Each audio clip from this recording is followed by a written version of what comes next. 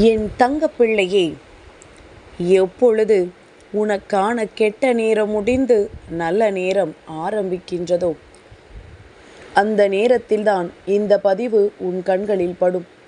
அப்படியானால் இப்பொழுது என் பிள்ளைக்கு நல்ல நேரம் ஆரம்பித்திருக்கின்றது. அம்மா சொல்லும் பொழுதே நீ சந்தோஷப்பட்டு கொள்ளலாம் என்று நினைக்கின்றாய். அதற்கு மேல் என்ன நடக்கப் போகின்றது என்றும் என் குழந்தை சிந்திக்கின்றாய். என் தங்கமே, அம்மா சொல்லுகின்ற வார்த்தைகள் ஒவ்வொன்றையும் உன்னுடைய மனதிற்குள் நீ பதிய வைத்துக்கொள். ஏனென்றால் நான் சொல்வது போல இனி ஒவ்வொரு விஷயமும் உன் வாழ்க்கையில் நடக்கும். உனக்கே நல்லது நடப்பது நம் வாழ்க்கையிலா என்று எண்ணி வியக்கின்ற அளவிற்கு நிச்சயமாக பல ஆச்சரியங்களை கொடுக்கும். என் குழந்தையே, நல்ல நேரம் என்பது அத்தனை எளிதாக எல்லோருக்கும் வாய்த்து விடாது.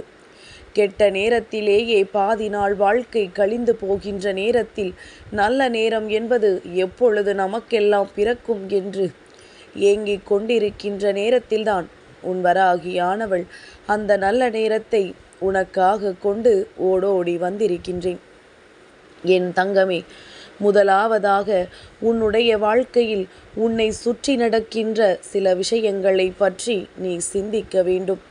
அம்மா பல முறை சொல்கின்றதும் அதுதான். யாருக்கெல்லாம் நல்ல நேரம் இருப்பதாக நீ நினைக்கின்றாயோ, யாரெல்லாம் வாழ்க்கையில் நன்றாக இருக்கிறார்கள் என்று நீ நினைக்கின்றாயோ, அவர்களின் வாழ்க்கையில் என்ன நடக்கின்றது என்பதனை உற்று பார்த்தால் நிச்சயமாக உனக்கு புரிந்துவிடும். இவர்களை விட நம் வாழ்க்கை எத்தனையோ மேலானது என்று. இவர்களை விட நாம் எவ்வளவு நன்றாக வாழ்ந்து கொண்டிருக்கிறோம் என்று. ஏனென்றால் அவரவர் கஷ்டம் அவரவர்களுக்கு மட்டுமே தெரியும். அடுத்தவன் படுகின்ற கஷ்டம் என்னவென்று நிச்சயமாக உன்னால் புரிந்து கொள்ள முடியாது. அதுபோலத்தான் நீ படுகின்ற கஷ்டம் என்னவென்பதை மற்றவர்களாலும் புரிந்து கொள்ள முடியாது என் தங்கமே. ஆனால் எல்லாவற்றையும் என்னால் புரிந்து கொள்ள முடியும். உன்னுடைய வேதனைகள் என்னவென்பதையும் உனக்கு எதிரில் நிற்பவனினுடைய சோதனைகள் என்னவென்பதையும் என்னால் உணர்ந்து கொள்ள முடியும். அதனால்தான் அம்மா இப்பொழுது உன்னோடு பேசிக்கொண்டிருக்கின்றேன். என் குழந்தைக்கு முதலில் மனதிற்கு தெளிவு பிறக்க வேண்டும். என் பிள்ளை எப்பொழுதுமே சந்தோஷமான மனநிலையோடு இருக்க வேண்டும். என் தங்கமே, கஷ்டத்திலும் துன்பத்திலும் சிரிக்க வேண்டும் என்று சொல்வதற்கு ஒரு காரணம் இருக்கின்றது. ஏனென்றால் மன அழுத்தம் எங்கே அதிகரிக்கின்றதோ அந்த நேரத்தில் உன்னுடைய இதயம் பலவீனமாகிவிடும். அது தன்னுடைய துடிப்பை நிறுத்துவதற்கு கூட வாய்ப்புகள் இருக்கின்றது. அதனால் என் தங்கமே, மன அழுத்தம் அதிகரிக்கின்ற நேரத்தில் எல்லாம் நீ வாய் விட்டு சிரிப்பாயானால் நிச்சயமாக அந்த நேரத்தில் உன்னுடைய மனது சற்று தளர்வுறும். அந்த இறுக்கம் கொஞ்சம் கொஞ்சமாக குறையும். சில நேரங்களில் சிலர் தன்னுடைய மனதிற்குள் 1000 வேதனைகளை சுமந்து கொண்டு அதை யாரிடத்திலும் பகிர்ந்து கொள்ளாமலும் யாரிடத்திலும் ஆறுதல் தேடாமலும் மனதிற்குள்ளேயே பூட்டி பூட்டி வைத்து கொண்டிருப்பார்கள். அப்படி வைக்கக்கூடாது. அதற்காக யாரிடத்திலும் சென்று ஆறுதல் தேடவும் கூடாது. மாறாக தெய்வத்திடம் உன்னுடைய கஷ்டங்கள் அத்தனையையும் நீ சொல்லிவிடலாம். தெய்வம் உனக்கு உறுதுணையாக நிற்கும் என்பதனை நீ புரிந்து கொள்வாயானால் நிச்சயமாக உன்னுடைய வாழ்க்கையில் உன்னை சூழ்ந்து வருகின்ற சில பிரச்சனைகள் உனக்கு நல்ல தீர்வினை கொடுத்துவிடும். எவ்வளவு பெரிய கஷ்டங்கள் உனக்கு இருந்தாலும் நீ தெய்வத்தின் பாதத்தில் சரணடைந்து தெய்வம் என்னவெல்லாம் உனக்கு கொடுக்க வேண்டும் என்று நினைக்கின்றதோ அதை கொடுத்து விடுங்கள். நான் ஒரே நேரத்தில் எல்லா கஷ்டங்களையும் அனுபவித்து விடுகின்றேன். அதே நேரத்தில் எனக்கு அதன் பிறகு நீங்கள் சந்தோஷத்தையும் கொடுப்பீர்கள் என்று நம்புகிறேன் என்று சொல்லிப்பார். நிச்சயமாக என் குழந்தையே, உனக்கே அது மனதிற்குள் மிக பெரியதொரு மாற்றத்தை கொடுக்கும். எந்த அளவிற்கு நீ உன்னுடைய மனதிற்குள் எண்ணங்களை எல்லாம் தெளிவாக சுமந்து நிற்கின்றாயோ அந்த அளவிற்கு நீ ஒவ்வொரு நாளும் உன் வாழ்க்கையில் ஒவ்வொரு விதமான பிரச்சனைகளிலிருந்து மீண்டு வந்து விடுவாய். என் தங்கமே, எந்த பிரச்சனைகளையும் சமாளிக்க முடியாமல் வாழ்க்கையை கண்டு பயந்து ஓடுகின்றவர்கள் ஏராளம். ஆனால் நீ அப்படி அல்ல. அத்தனை பிரச்சனைகளையும் தாண்டி இந்த உலகத்தில் வாழ வேண்டும் என்று நினைத்து இப்பொழுதும் வாழ்ந்து கொண்டிருக்கின்றாய்.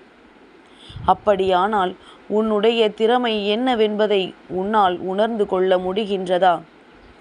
என் தங்கமே, உனக்குள் இருக்கின்ற திறமைகள் எல்லாவற்றையுமே நீ வெளிக்கொண்டு வா. எதையுமே உனக்குள் முடக்கி வைக்காதே. என் தங்கமே, பொதுவாகவே சிலருக்கு வாழ்க்கை துணையிடம்தான் அதிக பிரச்சனைகள் இருக்கும். அவர்களுக்கு நல்ல நேரம் ஆரம்பிக்க வேண்டும் என்றால் சில விஷயங்களை அவர்கள் எப்பொழுதுமே பின்பற்றி கொண்டே இருக்க வேண்டும். உறவுகள் எந்நாளும் அன்போடும் பிரியத்தோடும் இருக்க வேண்டும். ஒருவரின் மனது புண்படும்படி இன்னொருவர் பேசக்கூடாது.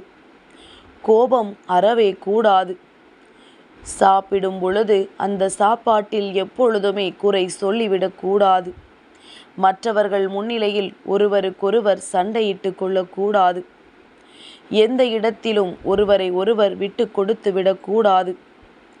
ஒருவர் சொல்வதை இன்னொருவர் எப்பொழுதுமே பொறுமையாக கேட்க வேண்டும். ஒருவரின் கருத்தை இன்னொருவர் ஆதரிக்க வேண்டும். அந்த கருத்துக்கு உண்மையான மதிப்பினை கொடுக்க வேண்டும். எந்த விதமான ஒளிவு மறைவுகளும் இருவருக்குள்ளும் எப்பொழுதுமே இருக்கக்கூடாது. முக்கியமான விஷயங்களை எப்பொழுதுமே இருவரும் ஒருவருக்கொருவர் மனம் விட்டு பேசிவிட வேண்டும். என் குழந்தையே, நிச்சயமாக ஒருவருக்கொருவர் என்ன பிடிக்கும் என்பதை 2 பேருமே தெரிந்து வைத்திருக்க வேண்டும். இப்படித்தான் வாழ்க்கையில் சில விஷயங்களை உணராமல் சில நேரங்களில் தனக்கு வருகின்ற அவசர கோபத்தினால் மற்றவர்கள் முன்னிலையில் தன்னுடைய வாழ்க்கை துணையை திட்டு விடுவதுமாக பலர் இருந்து கொண்டிருக்கின்றார்கள். என் தங்கமே, இப்படிப்பட்ட வாழ்க்கையினால்தான் உனக்கு பிரச்சனைகளும் துணையினை பிரிந்துவிட வேண்டிய நிலைமையும் வந்து விடுகின்றது. உனக்கான நல்ல நேரம் ஆரம்பிக்கின்ற இந்த சூழ்நிலையிலாவது இந்த விஷயத்தை இனிமேல் நீ சரியாக கடைபிடிக்க வேண்டும். என் தங்கமே, வாழ்க்கை என்றால் என்னவென்ற புரிதல் முதலில் இருக்க வேண்டும். எதற்காக வாழ்கின்றோம், யாருக்காக வாழ்கின்றோம் என்கின்ற தெளிவு எப்பொழுதும் இருக்க வேண்டும். ஏனோ தானோவென்று எந்த ஒரு வாழ்க்கையையும் இங்கே வாழக்கூடாது.